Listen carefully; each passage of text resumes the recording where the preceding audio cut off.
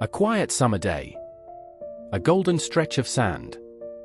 Two teenage girls, full of life, laughter, and youth, vanish into the dunes, never to return alive. What happened on Wanda Beach on January 11, 1965, remains one of Australia's most chilling cold cases. A brutal double homicide that shocked the nation and decades later still haunts investigators and the public alike. This is Real Unsolved Crimes, and you're listening to the story of the Wanda Beach Murders. It was the middle of summer. Sydney was sweltering under the heat of the Australian sun.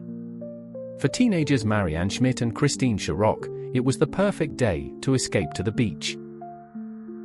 The two 15-year-olds, best friends since childhood, had planned the trip as a short break. Marianne had invited her siblings, but when they became restless, the girls left them behind and walked into the sand dunes at Wanda Beach. They were never seen alive again. Later that evening, the girls didn't return home. Families grew anxious. Police were contacted. But it wasn't until the following day that the horror was discovered. Two bodies, partially buried in the sand, were found just off the main path. Both girls had been savagely attacked. Marianne Schmidt had been stabbed multiple times. Sharrock had sustained blunt force trauma and had also been stabbed, though not as extensively. The crime scene told a story of chaos. There were signs of a struggle, drag marks in the sand, blood trails, and disturbed dune grass.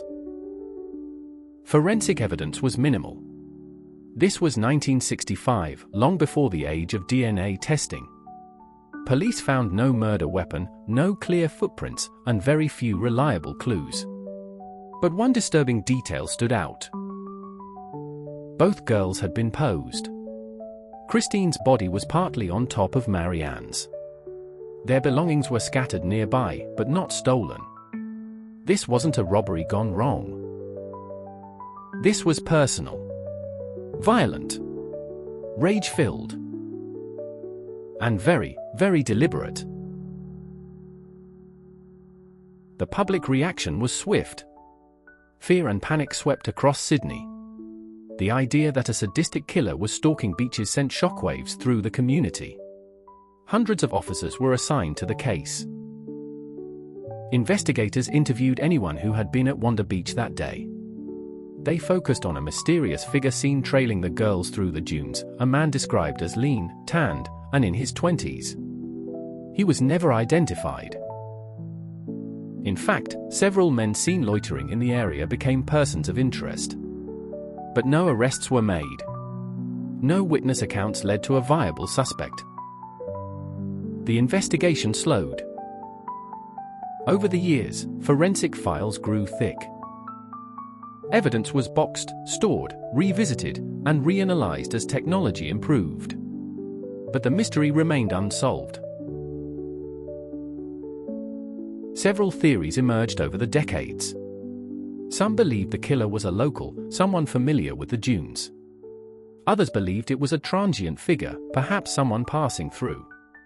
Still others pointed to serial killers operating during the era. One name often linked to the Wanda Beach case is Christopher Wilder.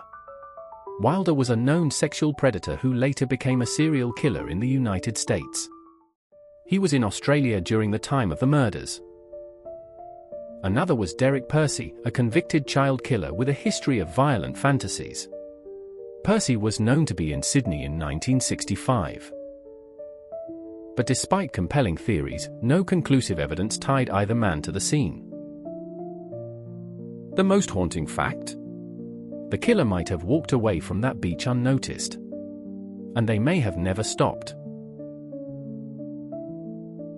In the early 2000s, DNA from a semen stain found on one of the girls' belongings was finally isolated.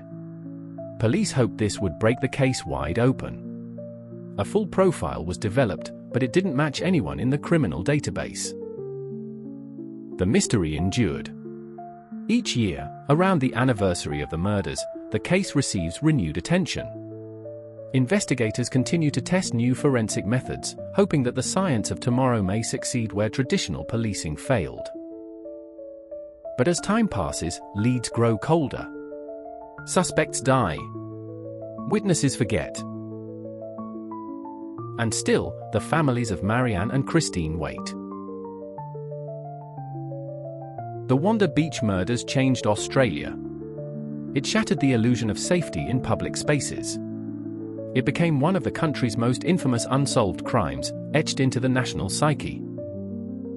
But more than that, it marked the loss of 2 young lives, taken too soon, in an act of unimaginable cruelty. Today, the dunes still stand, shaped by wind and time. Visitors walk the same paths, unaware of the tragedy that took place decades earlier.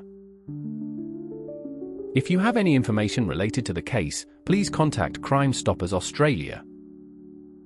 Because someone knows something. And justice, no matter how delayed, is always worth pursuing.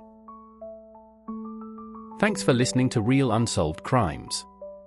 If you found this case haunting, don't forget to subscribe and leave a review.